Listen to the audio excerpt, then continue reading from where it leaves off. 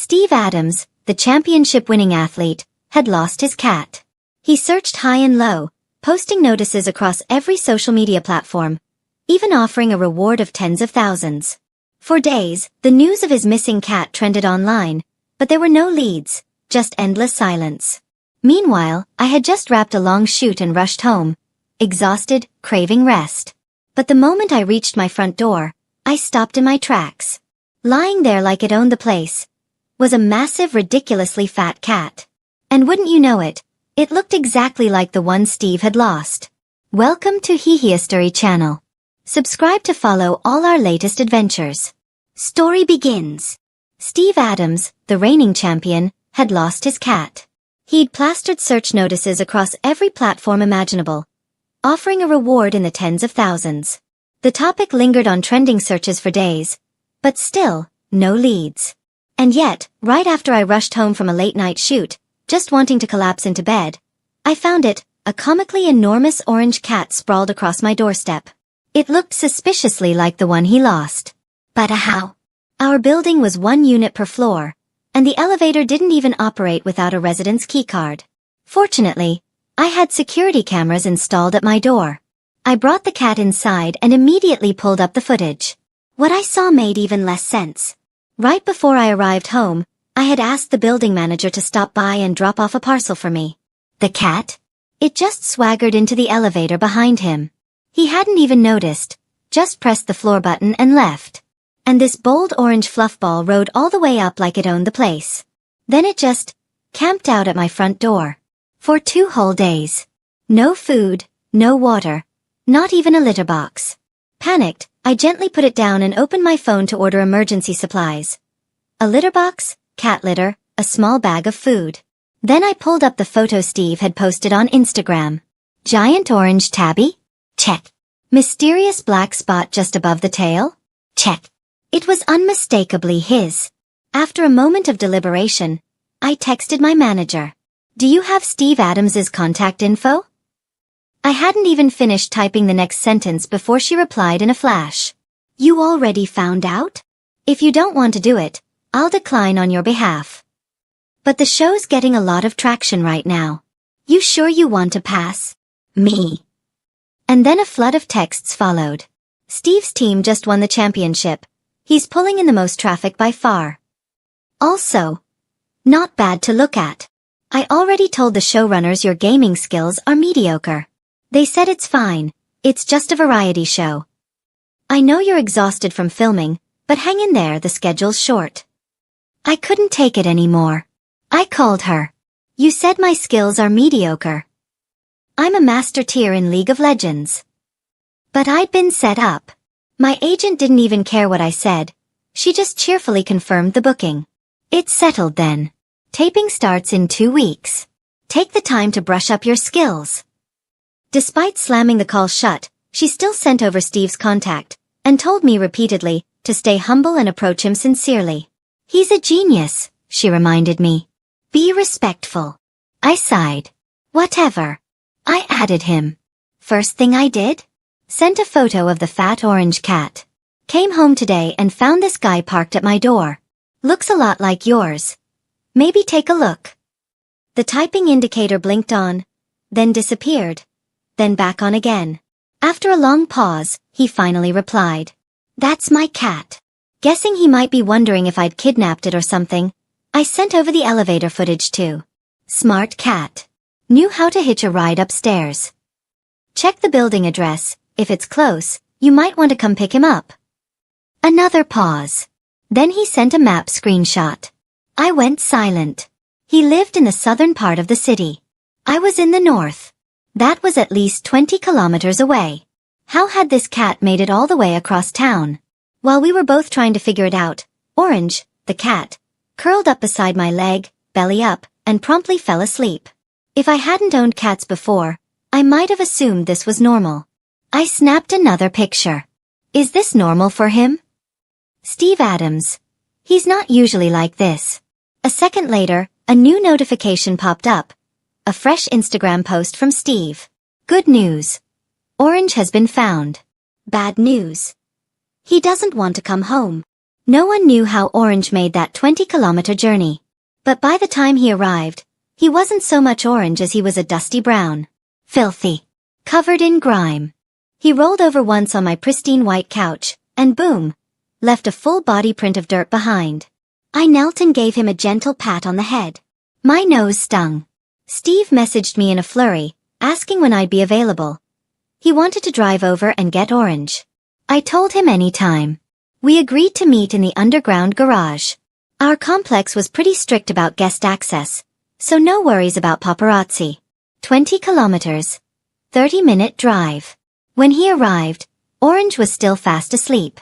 I bent down and gently nudged him. Wake up, baby. Your dad's here to take you home. The lazy furball stirred, blinked, and then bolted. Right out of my arms. Straight under my bed. I stood there stunned. Peeking underneath, I found him tucked in the farthest corner, looking completely unwilling to leave. 10 minutes had passed. I had no cat treats. No toys. I ran to the kitchen and grabbed 2 shrimp, waving them like a madman by the edge of the bed. Nothing. Orange wasn't budging. I messaged Steve. He crawled under the bed and refuses to come out. Steve. I brought his favorite treats and toys. Want me to leave them in the elevator? I replied, okay, and picked them up moments later. I tried everything. Still no response. Nothing. He's ignoring everything. Typing stopped. Typing stopped again. I bit my lip and took a breath. You should come up. Maybe he's just nervous around strangers. He might react better if he sees you. 2 minutes later, Steve replied. All right. Sorry to bother you. Steve Adams was taller than I expected. And better looking too. He was wearing a mask, but when the elevator opened, he removed it. Out of courtesy, probably. He greeted me, ears tinged pink. I nodded in reply and handed him a pair of guest slippers. And then, we both ended up kneeling at the edge of my bed, heads ducked, repeatedly calling out, Orange, Orange, come here buddy. No response. The cat rolled onto his back with a lazy thump. Then curled up to sleep again. Me. Steve. Me. Breathing's normal. No panting. Ears and whiskers look fine. Doesn't seem stressed. Steve nodded. Me. So. He just doesn't want to come out? Steve sighed, rubbing his forehead. He's not usually like this. I tried to console him. It's fine. Cats do what they want. Orange, as if understanding, rolled again, this time licking his paw in smug satisfaction. I reached for the bed frame, intending to stand, but my legs had gone numb from kneeling. I stumbled forward. Steve was still kneeling, startled. He reached out, flailing to catch me. And I landed squarely in his arms. We froze. I'd worked in the industry long enough to have seen 1,000 pretty faces. Filmed countless romance scenes. But this unfamiliar, frantic pounding in my chest? That was something else. I scrambled to my feet, both hands flailing awkwardly as I tried to find something. Anything to say, but my mind went utterly blank. Steve Adams's ears had gone bright red. He quickly mumbled, Orange seems to like you a lot. If you don't mind, maybe he could stay with you for a few days. Of course. I really like Orange too. He nodded, rubbed his hands together nervously, then nodded again. His gaze drifted slightly, and he began edging toward the door. Then, I'll head out. I quickly bobbed my head in agreement and rushed ahead to open the door for him, pressing the elevator button in one smooth, frantic sequence. Only after the elevator doors slid shut did I finally let out a long breath. Why was I so nervous? My phone started buzzing with notifications. Steve Adams. Bank transfer $50,000. Steve Adams. That's the agreed-upon reward for finding Orange. Steve Adams. Bank transfer $50,000. Steve Adams. This is for supplies and expenses over the past few days. Thank you so much. I stared stunned. No wonder he was a champion. This man gave money like water. Before I even had time to accept the transfer, Orange had already emerged from under the bed. He stood at my bedroom door. Looking oddly smug? He let out a casual meow, tail high in the air, and strutted over like he owned the place. I crouched down trying not to laugh. What's your deal, huh? He didn't answer, of course. Just rubbed against me again and again. Shamelessly clingy. How could I possibly send something this cute away? I unpacked the delivery of litter, food, and supplies and set everything up in a sunny corner of the living room. Finally, Orange had his first proper meal, and his first proper poop, in days. Naturally, I sent Steve a photo of the result, adding, "He ate half a bowl, drank a lot of water. Stool's in great shape. Nice consistency." Steve replied instantly. "He came out from under the bed?" "Yeah. As soon as you left, he strolled right out." "I think my cat just found himself a new owner." I laughed out loud. This was easily the weirdest cat I'd ever met. Orange filthy fluffball that he was, stretched out on the carpet in a warm sunbeam. I couldn't resist snapping a few more pictures. Then Steve's messages popped up again. He has a sensitive stomach, can't really handle canned food. Every couple of days is fine. With this weather, he needs warm water. Or you can give me your address. I'll prepare everything. I'm really sorry. He's never acted like this before. Facepalm.jpg. I noted everything down carefully, refunded the money, and sent him my address instead. The way he remembered every little detail made it obvious. He cared about Orange deeply. I looked over at the now somewhat clean fluffball and found myself wondering, why had he run away in the first place? I dampened a soft cloth and gently cleaned him up some more. At least now he didn't look like a living dust bunny. Then I remembered what I actually needed to ask and messaged Steve again. "If you have time over the next few days, could you teach me how to play? I know the basics, but I'm worried I'll embarrass myself on the show." Steve was a pro marksman, and his final match performance had been insane. Most esports players had short-lived careers. A single season of brilliance, and they were gone. But Steve? He'd been active for 5 years. Multiple championships. Countless MVP titles. He was elite in every way. Skills, looks, marketability. So yeah, it made sense that everyone was obsessed with him. Steve replied, "Okay."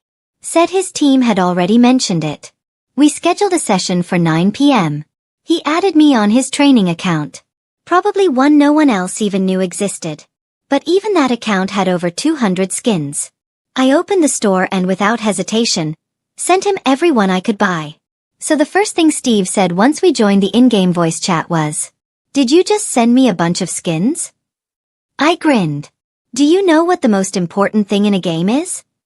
What? Style. I swore I heard him laugh quietly before he sighed. That's not even my main account. Doesn't matter. As long as you look cool while playing. Also, I added smugly, you're AV10. You can share your skins. I froze. I'd forgotten that. I barely played with anyone else, so the thought hadn't even crossed my mind.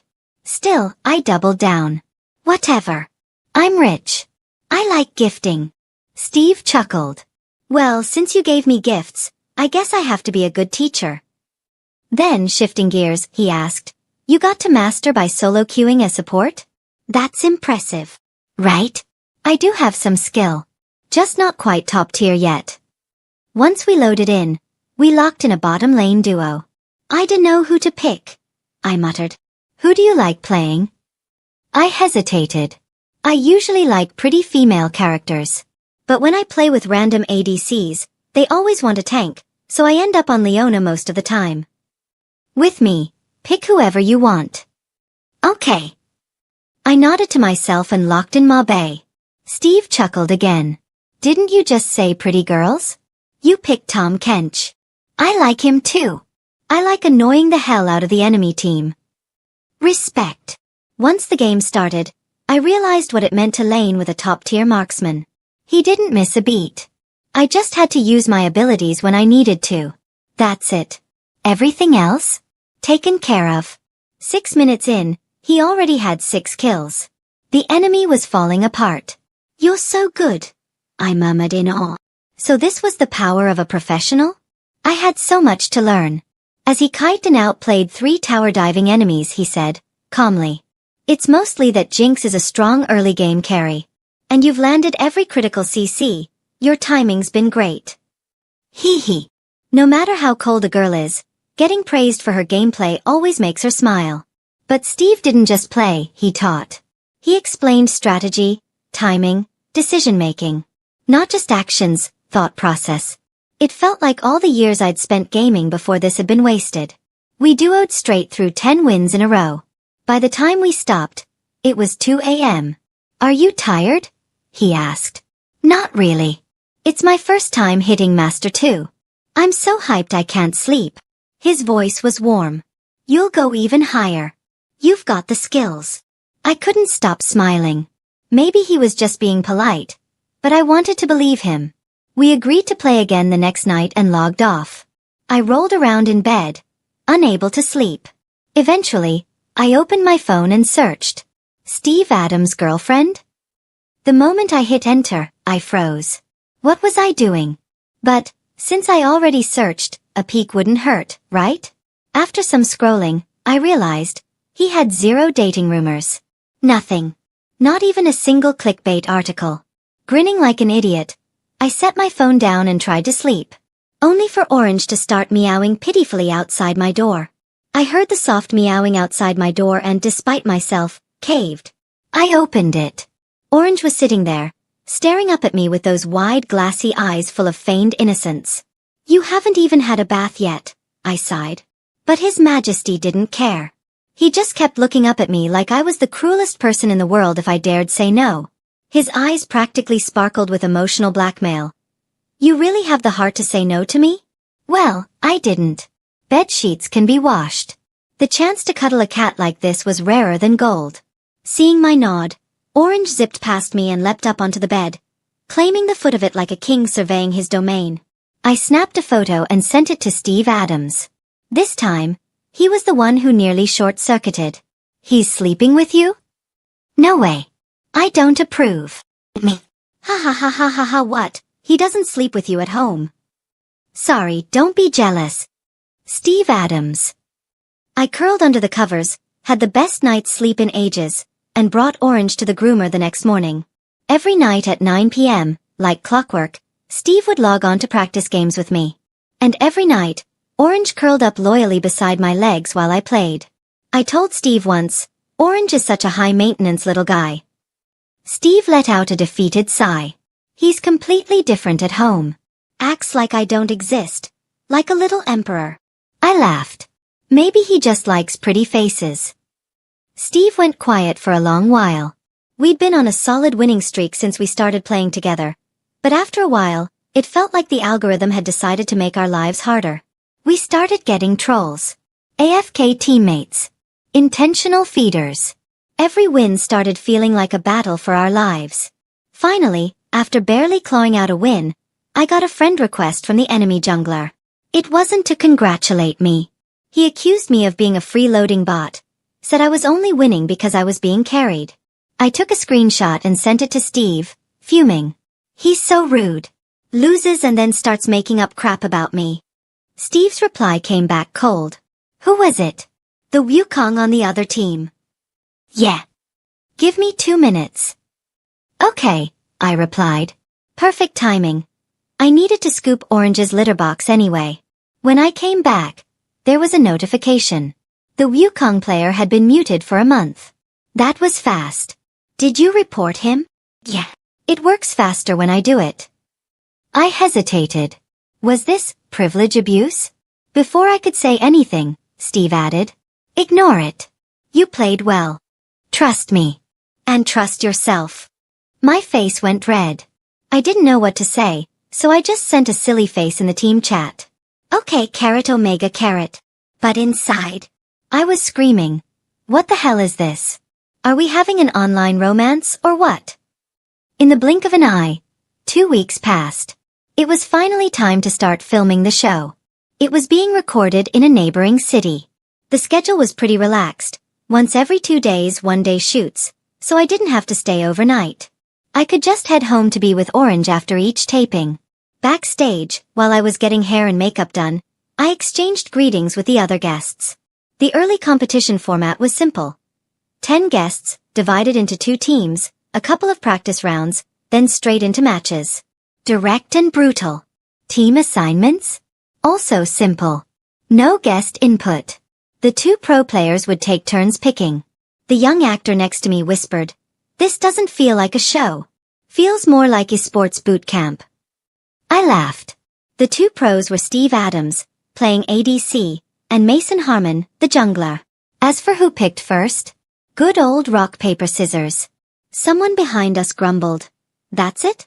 So casual." The host smiled. "It's a warm-up stage to help everyone settle in. Later rounds will get more intense with more subs and new modes." Steve won the first round. Got first pick. Everyone was staring at him. I felt oddly nervous. My eyes darted around, deliberately avoiding his, pretending to look at the crowd behind him instead. The host raised his voice. "Steve Adams, your first pick is?" "Carol Herbert." I froze. It was the first time he'd ever called me by my full name. Still, professionalism kicked in fast. I smiled, walked to stand beside him, and took my place. Mason picked next, a younger actress to play mid lane. And just like that, teams were set. We all gathered for a pre-match strategy meeting. Steve took the lead. Our top laner was a young idol, a little blank in the eyes but apparently the strongest of us casuals. I was unemployed and grinding ranked at home for months. I knew it would pay off.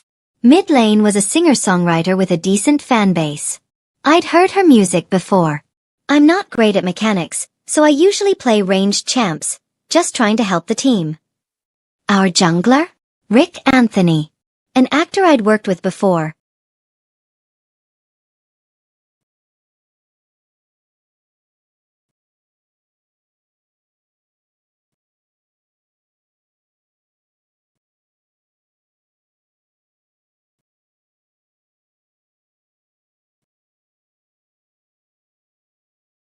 Tall, quiet, not much of a talker.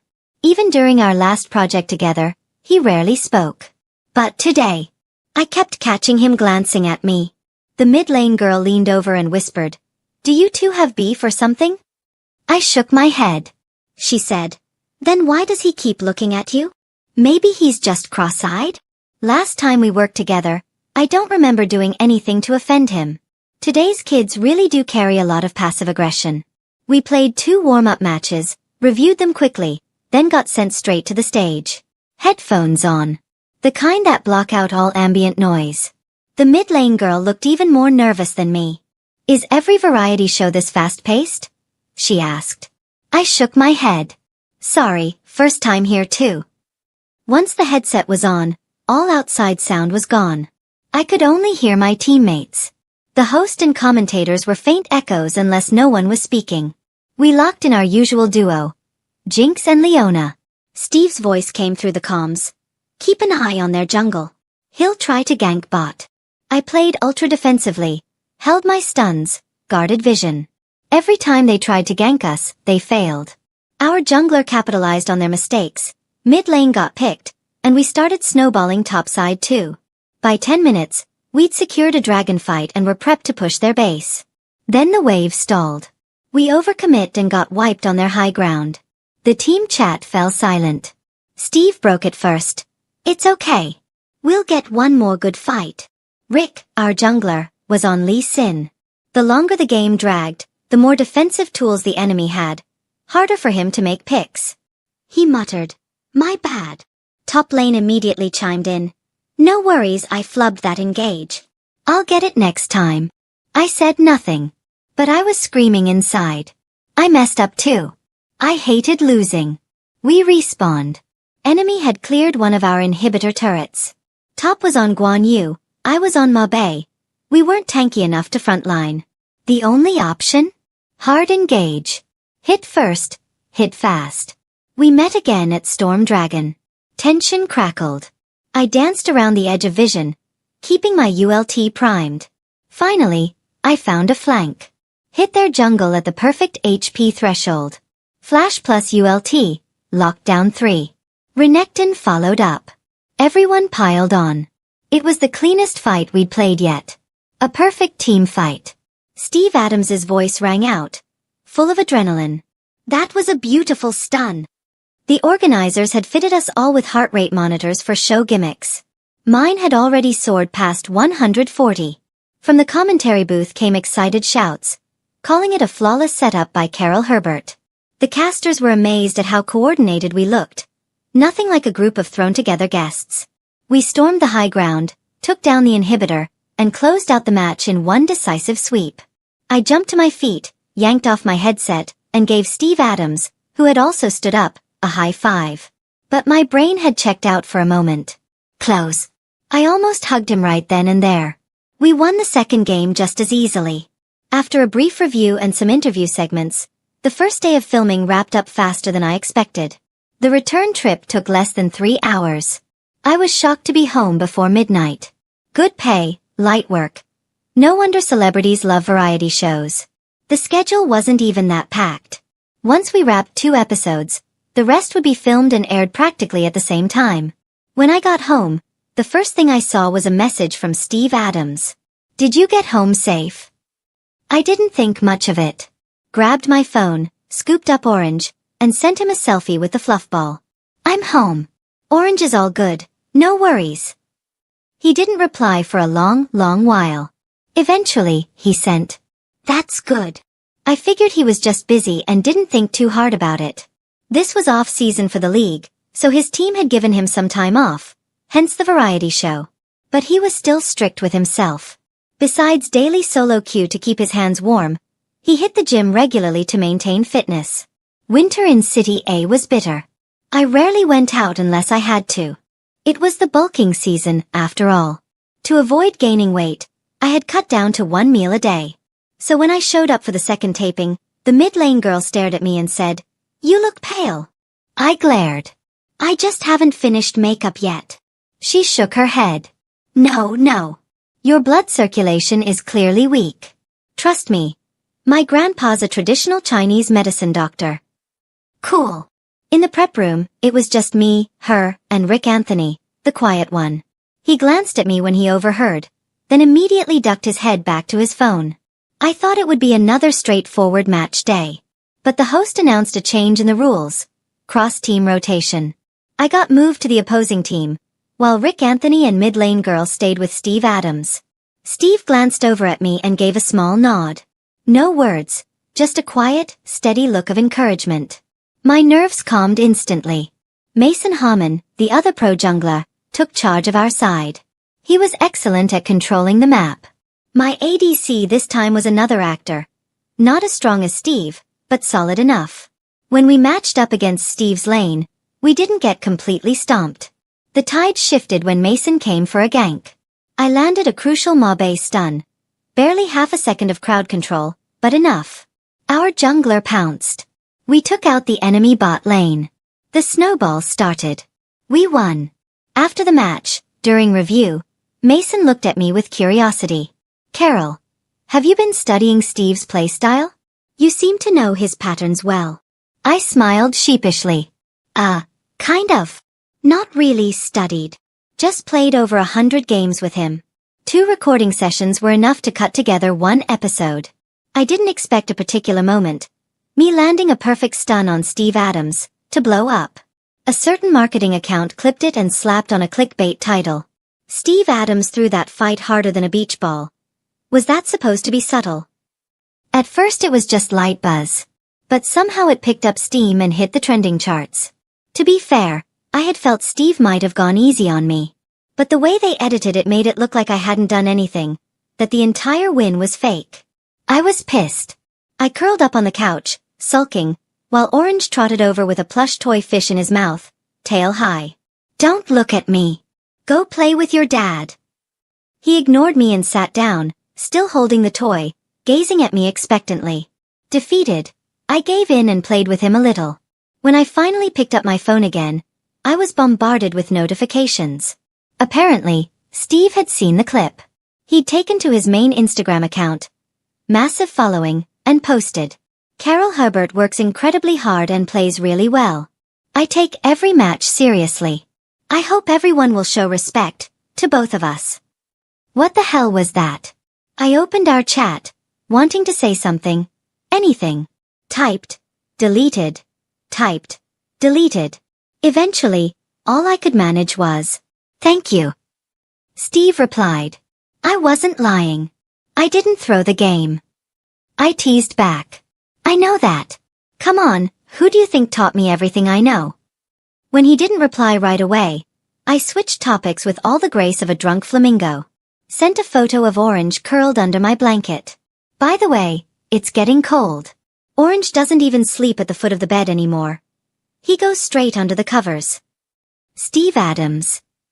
That shameless cat. Not allowed. As the recordings continued, the show started adding more creative formats. Thanks to all of Steve's previous coaching, I was now one of the stronger guests. I even started trying new roles outside of support. Things were going so smoothly. Until one day, after finishing a behind-the-scenes interview, my agent had to leave early. That left me alone in the dressing room. With Rick Anthony. I tried to come up with small talk to ease the tension, but he just sat in the corner, not on his phone, not doing anything. Just staring at me. Creepy. I stood up to leave. And he suddenly called my name. Carol Herbert. I stopped in my tracks. Something didn't feel right. I turned slowly. What is it? He stood straight. Not aggressive, just intense. His face was bright red, a far cry from his usual cold, distant demeanor. After a long pause, he finally spoke. I only joined this show because of you. What? Half a year ago on that drama set, when the director yelled at me, you were the only one who defended me. He fidgeted, voice low. I've wanted to thank you ever since, but never got the chance. I thought back. And yeah, that had happened. We were filming a historical drama. Most scenes were against green screens. Rick had been new and struggled with imaginary cues. The director tore into him over and over. It was a small production.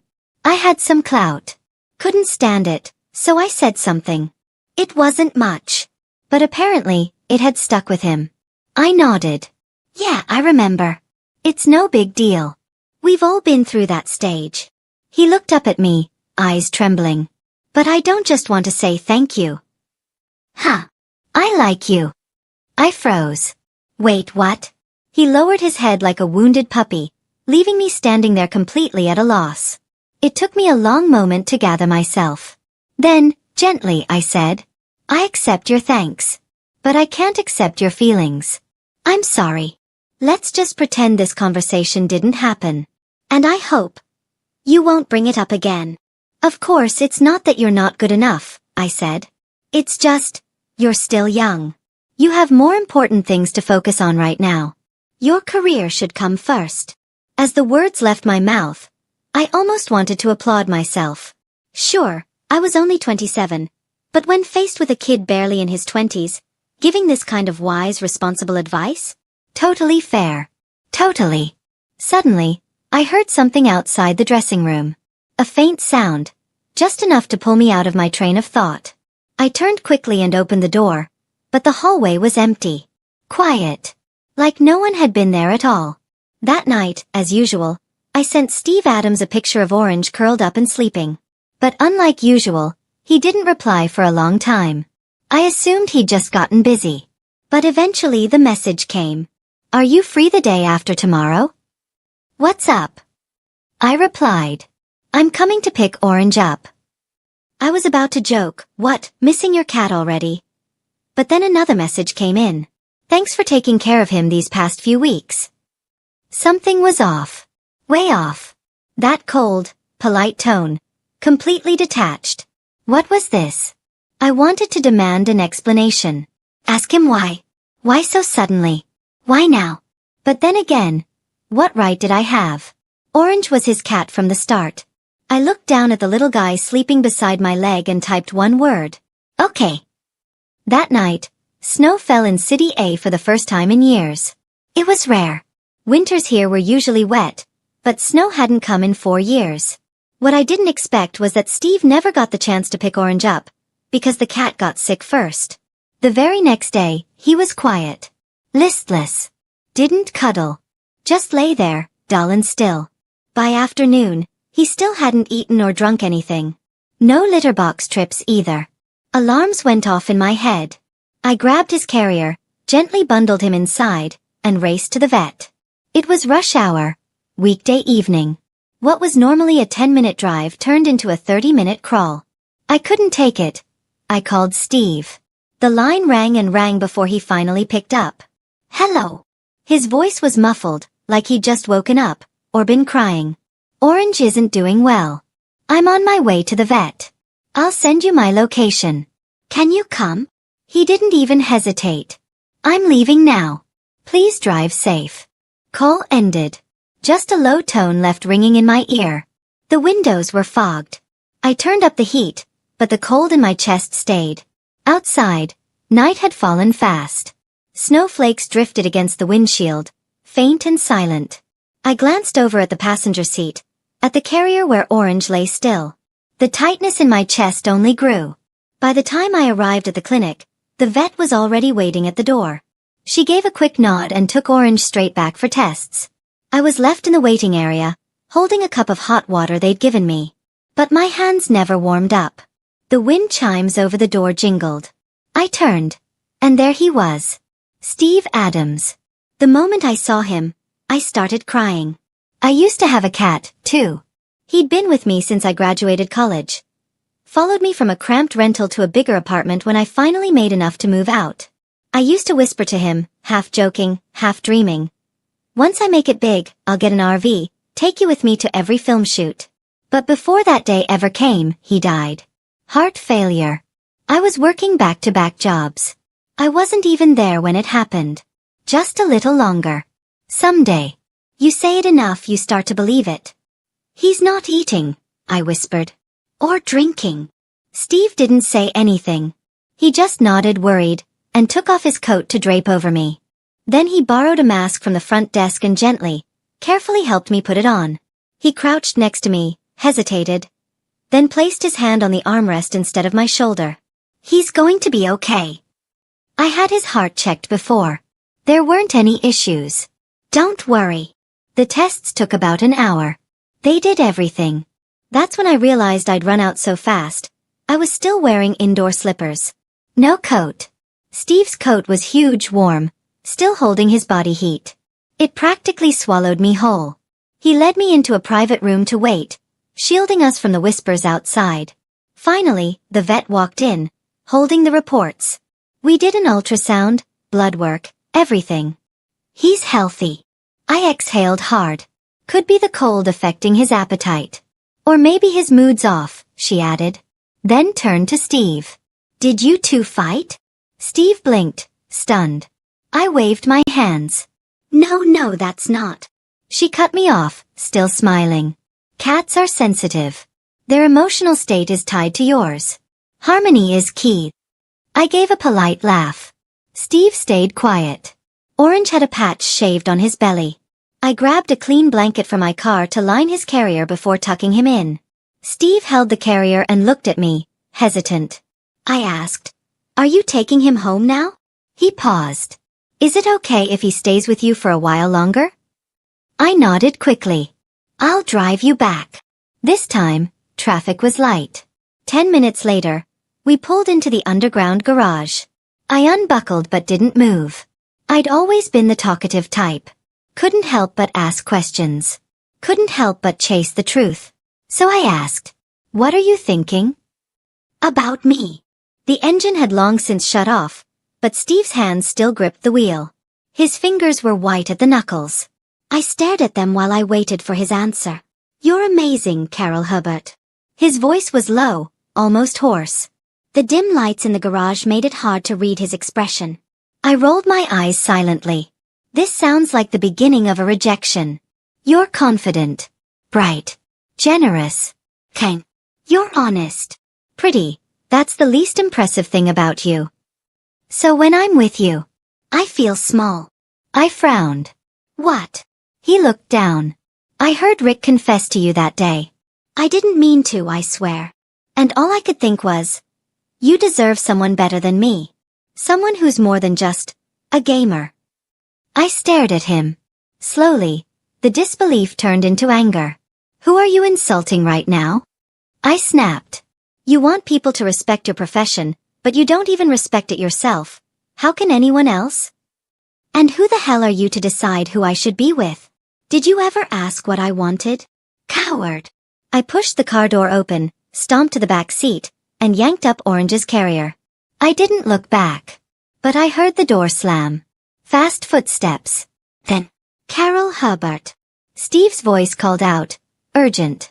I stopped, still facing forward, waiting to hear what Steve Adams would say next. And then that idiot said, my car keys. I was speechless. Fuming, I turned back, shoved the keys into his hand with a glare, and stormed upstairs with Orange in tow. Useless block of wood. Sure enough, by the next morning, the internet was already flooded with pictures of me and Steve Adams at the pet hospital. We were trending. First thing on the hot search list. My agent's call came in seconds later. Sharp and accusing. You didn't think to mention this was happening? I mumbled guiltily. We haven't actually talked yet. Her voice went up several octaves. What do you mean? You plan to talk but haven't yet. I had no response. She sighed, then softened. I'm not saying you can't date. I'm just saying, be prepared. His fans don't play nice. They go for blood. I nodded. I'd heard enough horror stories already. Not sure we'll even start dating, I added in a small voice. Just leave it be for now.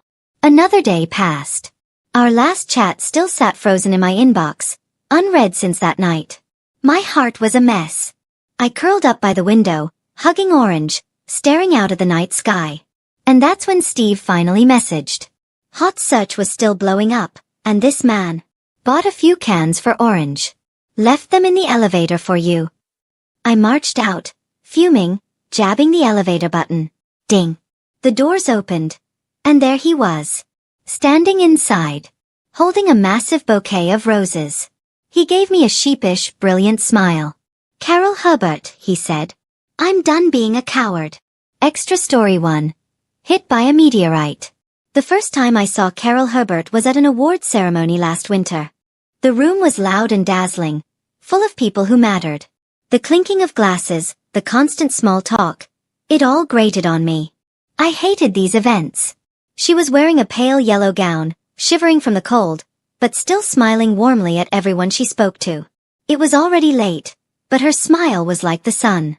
I was seated way in the back, but from my angle, I could see her profile perfectly through the gaps between people. That was the only reason the 3-hour event wasn't completely unbearable. Afterward, I followed her with a secret alt account. Didn't expect anything. Didn't even think we'd ever meet. Then one day, my manager walked in and said, "There's this new show, they specifically asked for you." He added, "Lots of pretty actresses are going. That second female lead everyone liked last year. What's her name? Carol Herbert, she'll be there." And suddenly, it didn't seem so bad. Of course, losing Orange wasn't part of the plan. I found him in a bush near the road. Skinny, terrified of people. His ear had a nick. Looked like someone had intentionally abandoned him. The vet said it was just ringworm, nothing serious. Everything else was fine. I couldn't understand how anyone could throw away a cat like that. Maybe because I saw too much of myself in him. I used to be terrified of cats. But I adopted him anyway. I lived alone, so no one could object. He slowly got rounder and heavier, eventually too heavy to lift with one arm. When I first found him, the vet said he was about a year old, so the following New Year, I threw him a second birthday. But he always kept a distance.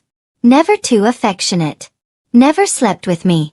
So when he went to Carol's house, and cuddled her in bed, I wasn't even jealous. Just stunned. How could something so unlikely happen? Was I really hit by a falling star? Extra story 2. Inside Orange's head. No one knew my secrets. Because I'd been reincarnated. In my past life, I got sick and left my mom too early. I went to cat heaven. Someone asked if I had a wish. I said I wanted to go back to her. So they let me become a cat again.